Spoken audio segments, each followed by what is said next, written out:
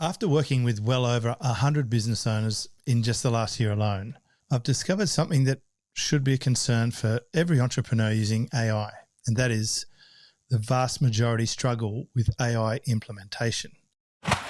Not because they chose the wrong tools and not because they lack technical skills, which sometimes is the case, but mainly because they're skipping the systematic foundation that actually makes AI work. I'll explain. Most people grab ChatGPT and expect magic. Like they're typing very basic prompts. They treat it like Google. They're putting everything into it. It gets super messy. And then they get frustrated when nothing transforms because the problem isn't the technology, it's the approach. So let me just acknowledge that there is currently a spectrum of responses I see to AI in business. At one end, we've got the outraged laggards, especially copywriters, denying that any AI change is happening and that anything AI produces is any good. I guess they're like candlelit romantics. It's charming and nostalgia, but it's not exactly up with the times. They're still insisting that steam trains were adequate while everyone else moved to jets. On the other end, we've got AI boffins creating these tremendous noise about capabilities. The feed is just full of AI automated workflows that did $30,000 last week with 1 million impressions, but it's very complex. They're using all sorts of different things to glue it together. And a lot of these platforms and tools they're using, they kind of get demolished before the early majority even discovers they existed. Now, I think most business owners, especially the ones I'm dealing with, sit somewhere between these extremes, genuinely trying to figure out how to use AI effectively without getting swept up by some bullshit gurus. Just type a business idea into ChatGPT and you'll be set, through to it's so technical, my eyes bleed and I can't do it, right? Because the technical challenge and the fear around this new thing is real. And I actually haven't seen this since the beginning of the internet. This reminds me so much of the internet era. I remember having a computer in 1995. I built a PC and I was on the internet, and the browsers were all different names back then. I think they were like Lycos and Netscape, and it was very slow and it dialed up and you plug a little thing into your phone line and you couldn't use the phone and the computer at the same time. I saw it then go like 10 years later, around 2005, it was starting to get serious. We were starting to get the Googles and the Microsofts and the Yahoos, and I knew it's so important to be online. I knew it. Everyone resisted it in my industry, but I knew that it was the place to be. And I think this is the time to really get under control with AI as well, because it will make huge change, as much change or if not more change than the internet. That's just my opinion. I'm not a futurist or a boffin who predicts these things. It's just my intuition. So as I observe the way that people are using it and what I'm doing for myself across real businesses is to the AI systematic implementations that I think you could break down into 3 levels. So with the 100 or so people that I've looked at, there's been a whole different categories of implementation, but there are 3 distinct patterns. So the first level is just using the large language models, the ChatGPT, the Claudes, just using that one tool, putting things in, copy-paste responses, manual everything, fairly dull responses, lots of hallucinations and errors and a ton of M dashes, right? If you're using AI as a smart assistant, but you're still the operator, then every output is requiring direct involvement and you're still trading time for a slightly improved output and in some cases a really garbage output.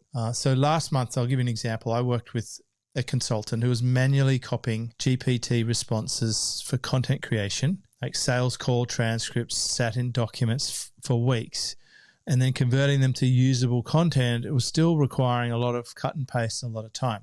So they had good tools, but the wrong way of operating them and a pretty poor system. Level 2 is when you start building an operating system or something to sit on top of those large language models and workflows. This is probably the quantum shift for most people. This is where I've been going into pretty deep, and it's where the transformation is significant. So instead of manual AI usage, you build a systematic workflow and you build operating systems that have logic, decision trees, psychological elements and frameworks built in, and you're now connecting AI to your historical business processes, your context of what you do as a business and the way that you do business. So that same consultant, they moved to this level 2 through automated workflow systems. Sales call transcripts are now automatically converted into teleprompter scripts and social media posts. And I'm able to do that too. Even when I hang up from a group coaching call, an email summary comes to my inbox, my AI will go and pick that up. It will take it away and it will score it. It'll actually look for what the discussion items were. It will categorize them, then score them and pick the highest score and then turn that into a teleprompter script so that I can make an episode. It will also generate social media posts and other things like that. It could eventually go off and post them as well, but I'm not doing that at the moment. Nothing that goes on my social media is auto-posted. I just want to stress that, okay? I still manually read my teleprompter scripts.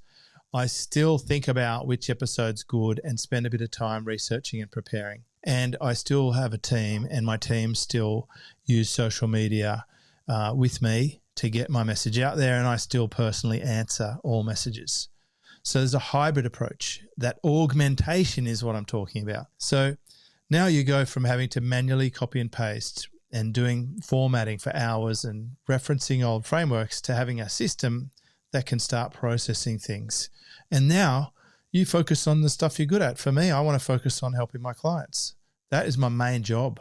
And with level 2, you do need systematic thinking. You might need a couple of tools, but really not much more than Claude or ChatGPT. You might go for one or two of the tools that have either platforms or agentic workflow tools, but they're very easy to use now and they can get those outcomes fairly quickly, like in 20 minutes. Level 3, this is where you go into the custom applications and agentic workflows in more significant depth. So AI now becomes a competitive advantage. You build your own proprietary systems that competitors cannot replicate. Now, I've been building lots of these and it's really amazing. I've built custom applications that solve specific problems that generic tools don't address or ones off the shelf don't. And I've been helping clients choose these too. I've got clients who do lots of custom invoices and they have specific requirements. And the ones off the shelf, the invoicing integrations or the quoting integrations don't really get the job done in their brand and voice and tone and for their business. So we actually can build an app using app building platforms now. I've also built a couple of other things like ones that go and pull stuff out of the inbox, put it into a database, sort and sift, color code a spreadsheet, and then score things and then send a report. And they can ping your Slack and all of this. It's really cool. I think this is the most exciting thing I've seen for a long time. I think agentic workflows make the complex decisions much faster and easier and automated, and they can execute multi-step processes without human intervention. I just spoke to someone today actually who is getting all these manual emails and then they go and get the PDF out of it. They read it and put it into a spreadsheet. And then they have to get other information from somewhere else. And then they have to go off and generate an invoice. And then they have to check that the invoice is paid. All of that can be handled with automation now. And this person is spending 5 to 6 hours a day on that activity. In the past, I would have said hire 2 people and have them do all of that. That's still probably an interim measure and it's still also a hybrid option. But using automation plus team, there's no reason a founder should be doing that stuff. They should be doing business development or working on product innovation. So I think a lot of businesses will not reach level 3 because they've skipped that systematic foundation. You will have to hire someone and pay them a fortune to do it. They'll sit down and they'll ask you all about the problems you're having and what your process is, and then they'll charge you 6-figure sums, 5 and 6-figure sums to build this. That's always been available, but it was 6 and 7-figure sums. But now you're actually in the zone where you can start to do this yourself. I'm also going to share an example of how you might work with your team because I still have a team. So this is a practical example from yesterday. Recently, my team, they're still helping me promote the podcast, do the social media content pieces that I still hand approve everything. Like if it goes out, I'm responsible for it. They also prepare the email broadcasts, which I check. And each member is involved in their own specific area of the business, whether it's the graphics, the editing, the layout. I mean, this is an ages-old thing from publishing from hundreds of years, except with modern tools. They also do analytics optimization, content workflows, and other stuff. Now, I asked them, well, in the early days of AI, I said, listen, don't be afraid of this. This is not going to replace you. This is going to augment us. It is going to empower us. We're going to be able to reach more people with our message. We're going to be able to do better content. We're going to be able to make sure we remember our frameworks that we always use, but it's automatically going to be incorporated or baked in. And so they were very clever. They all did their own different approaches. I've sent them off, like, use whatever tools you want, try different things, develop your way of coming up with my systems and voices and frameworks from all of our material, and develop your own solutions. And we had this great breakthrough in this meeting. We all came together and we talked about the systematic patterns. One person had uploaded several of my past most successful converting podcasts from our analytics and said, this is the format that sells. Another one had gone through my whole for approval channel in Slack of everything I've approved and trained it on all the things I approved. And they also trained it against the things that I didn't approve. So these things are bad, these things are good. And it started to build a nice unified operating system to help us with our own material. So now, instead of individual tools and random approaches, we've done that, and we've gathered all the intel and we've put it into a bucket. And now we've got a systematic approach, because what I was able to do was blend them into Hammond. I actually took their really good outputs and trained Hammond on it as well. So unbeknownst to them, they're training their tools and I'm training mine. And at the end, we get this very consistent look and feel of understanding my voice and methodologies and frameworks. And now I've actually extracted off a portion of my own operating system for the team for their content parts. So the social media parts, the email broadcast parts, the putting together assets for PDF upgrades for our podcast guests. And so that's framework leveraging and getting the best insights and bringing it together. So the result is we have this exponentially more effective baseline than any one individual or that any one person can do. Even just me as one person, I cannot reach those social channels. I can't possibly help my clients as well as I do, or tell everyone about how I help my clients without this augmentation. It's stellar. I mean, it's created record-breaking months for me in my business as a small operator. It's me, a little team, and this most powerful operating system.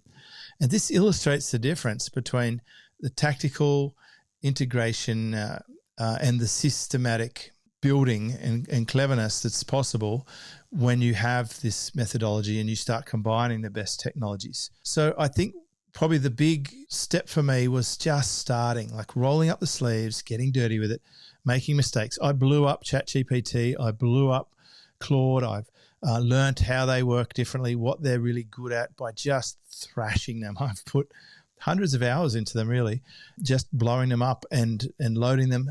One common mistake that I see is people put way too much stuff in and they don't sort it or clean it or organize it, and it just becomes a jumbled mess and it doesn't know what to do and it gets confused. It'd be like if you had a house and you just fill every possible room with all with furniture and mirrors and just like decorations, like it's just, you just go overboard, and then you go in and it's just like, oh, I don't even know what I'm looking at. So you have to actually curate and minimize by clearing out. And you can do that with prompts and commands, right? Let's just talk about what really separates successful AI implementation from the tactical tool adoption. And I'm going to be direct here. If you're looking for the latest AI tools or a better ChatGPT prompt, this isn't the right approach. You don't yet understand how this works. That's tactical thinking. And I see this. So people say to me, what prompt can I do to get that output? Because, like, for example, I will create this lead magnet or an offer page, and someone will go, oh my God, like, what was the prompt you used? Can you share the prompt? I'm like, it's not a prompt. It's like an operating system. It's frameworks, it's development and context and logic and testing and improving and feedback loops. So you need this systematic methodology with proper guardrails that can go off the rails so easily. I'll give you an example. If you're sick of ChatGPT being sycophantic, which means it sucks up to you, which it used to do a lot, You can say, I want you to give me a stone cold read on this. I want you to be, really down on this. So tell me everything that's wrong with it. And it will, but it'll go too far. And then you say, okay, that was a bit too harsh. Now tone it up a bit. Like you can literally tone it up or down. And I learnt this by having some sales arguments with it. I found out I could completely make the tools do a 180 on their opinion with just a few lines, just like a good negotiator. I could point out something. I could say, no, I think you're wrong because of this. And then it will say, you're right to call me on that. You're absolutely right. I got that wrong. And now with my revision, it's now this. And it's very easy to do. So you do need guardrails. That's why you need things like fact checking.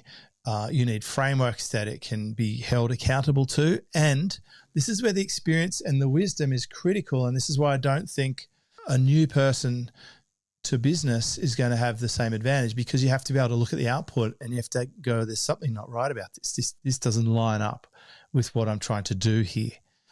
So AI tools will amplify your problems faster than they solve them if you're not using it correctly, if you don't have guardrails. I had a consultant and they've basically reduced their content creation time by about 87%. So from 8 hours to 90 minutes a week. 400% increase in outputs, much higher quality. I'm also got people who do very complicated calculations, and we've built software that can do those calculations very quickly. Even when they've tried to do it and they can't make it work, they send it to me. I'm able to get it to work because I'm understanding better the process of what's involved and asking better questions. And this is what I think matters more than the metrics. The business, when you get it right, will start working harder than you do. And that's why I'm in business. I went into business so that I surfed today. I surfed in a beautiful spring day in Noosa after a school drop-off. I went to the gym. I watched some Netflix. I made lunch at home with my wife. I took my daughter to school sport. I did all of that today. And this is the one business thing I'm doing today, is make a podcast episode and send a few answers to my clients who need help, because the machine is there, the team and the system. So I think that, replace your random tool usage. Stop being generic with AI. Get serious about understanding how it works and why it works. This systematic implementation will create a competitive advantage for you, as it has for me. I don't think there's many people doing it the way I'm doing it. How do I find out my information? I know people ask this all the time. They send me an email after when I talk about this on a podcast. What email subscriptions do you subscribe to? What's your source? This is an ages-old question. I used to just point to my bookshelf. Say, listen, there's 1,000 books on there. Go for it. I've got different feelers out and I'm watching the market. But what I do that other people don't do is I try and I fail. Like the first few times I've tried to build agentic workflows, I set it up and it didn't happen. I set it up, it didn't happen. I set it up, it didn't happen. And that reminds me of me trying to build a website. It took me 9 months to build my first website properly. Not the easy WYSIWYG one, but the more sophisticated website. Now, it doesn't take 9 months to build an agentic workflow, but it is worth building an agentic workflow. Like, pay attention to what it is that you actually do on a day-to-day basis, and then ask yourself this question: would you like to not have to do that anymore? I think implementation beats theory every time. Now, there's any number of groups, YouTube channels, email subscriptions to get involved with if you want to suck this stuff up. But be careful of taking in too much. Don't be that tactical seeker. Once I've got the idea of it, I actually blocked out other things until I perfect the way that I want it to work, but I've got it dialed. And I judge it on the outputs and the feedback loops. Without feedback loops, you're just guessing. When you get the feedback loop, you make a change and it gets better and better. It's like steel sharpening steel. As an absolute minimum, I'll share this with you. Line up to AI tools, ChatGPT and Claude, for example, and bounce their outputs from each other. Say, hey, GPT said this. What do you think? Claude will say, that's not bad, but it just missed this bit. And you send it back. This is what Claude said. Oh, yeah, okay, that was fair, but you could sharpen it a little bit if you just do this. And back and forth 3 or 4 times, you'll stop missing things and stop the hallucinations. And I believe this landscape is moving much faster than the general population is aware of. If you're following me or watching this content, you're probably a little bit further ahead of where the mainstream is. But there are people still going to university for courses that absolutely will not be around, and no one's hiring those roles. So be careful, be aware, and I'm actually thinking about this. What will change, what won't change? It's a baseless thing. What won't change? People still need to deal with humans. That won't change. My mentor program, for example, is human group calls, and it's buzzing because of that. I'm helping people build this for their own ecosystem, and otherwise they've got to go and hire a tech boffin for a fortune, and the tech boffins often don't understand marketing or sales or what it's like to be a founder. So I think I'm in a really nice little spot. I'm not a tech boffin, which is why I love these tools. But we are moving from individual AI tools to ecosystems, these integrated ecosystems, things talking to each other and working together. And that's why I love it. I do it for my client's business. I do it with my wife's business. I do it with my business, and I see the output. So now we've got these foundations. I think it will change. Some of the tools we use now will not be around in a year. It'd be like we might be in the Mosaic, Netscape, Ask Jeeves era of the internet.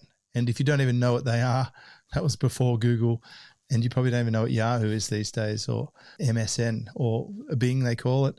So it will change, but some of the things won't change. I've been able to sustain some things for 15 years, podcasts, memberships, etc.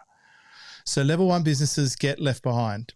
They're just thinking tactically, prompt here, prompt there, hack away at that tool, shitty outputs, give it up. Level two, they'll maintain competitive positions through systematic integrations. And level three, those businesses will dominate. They're the ones replacing entire agencies. They're the ones replacing or being able to do 10 or 20 times more outputs, or get way better clients, or cut through the noise because they're so locked in, and they get the proprietary advantages. So build your own proprietary software. That's what I would suggest. And I've seen this across industries. I think businesses approaching AI systematically will create moats, and the game is to become preeminent, get seated in the AI search results, be known for a brand yourself, or brand your brand as much as possible. That is what people will seek out. It's not just about working faster. I've never been an advocate for that since I trashed my super fast business brand, because I realized it wasn't about being super fast, but be effective. And I think your business can be effective if you implement AI correctly, and you'll go into a zone where people are coming to. So if you're at level one, I would suggest get to level two as quickly as possible.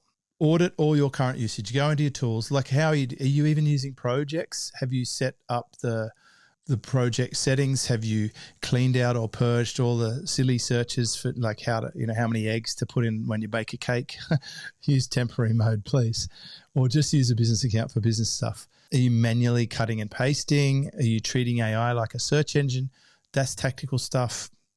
Upgrade. Second, identify your highest value repetitive processes. What is it that you're manually doing over and over again? Do you go to inbox, grab a PDF? Do you pop it in a spreadsheet? Do you manually follow things up? Are you manually invoicing? Are you manually quoting? Are you manually doing content for socials? Because all of that can be automated to an extent that you're happy with. I would have human reviews in all of those things. And then build your workflows. Not manual processes, but automations. And that's my one mantra for now, automation. I'm in the automation mode. I'm taking all my cool stuff and automating them into the next dimension. And that's what I'm focused on. If you keep practicing, you will get mastery at it, just like anything. And then measure your results and put feedback loops. Track the reduction in the time, track the increased outputs.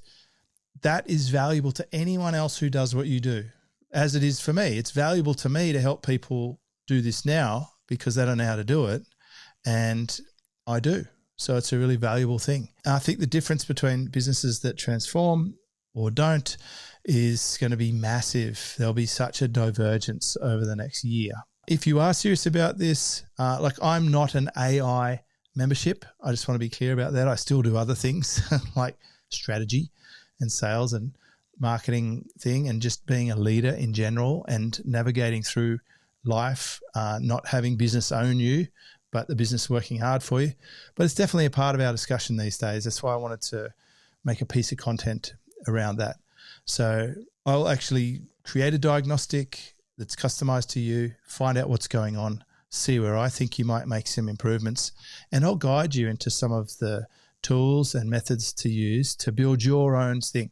I just want to be very clear. You don't get my operating system. Nobody gets my operating system. But my operating system helps me to help you create things for your own business that you can use for yourself. So you'll still get assistance in that. I've worked with plenty of people who are getting amazing results. Implementation is better than theory. If you want some help, then reach out. Just go to jamesschramko.com, and I look forward to helping you. This is James Schramko.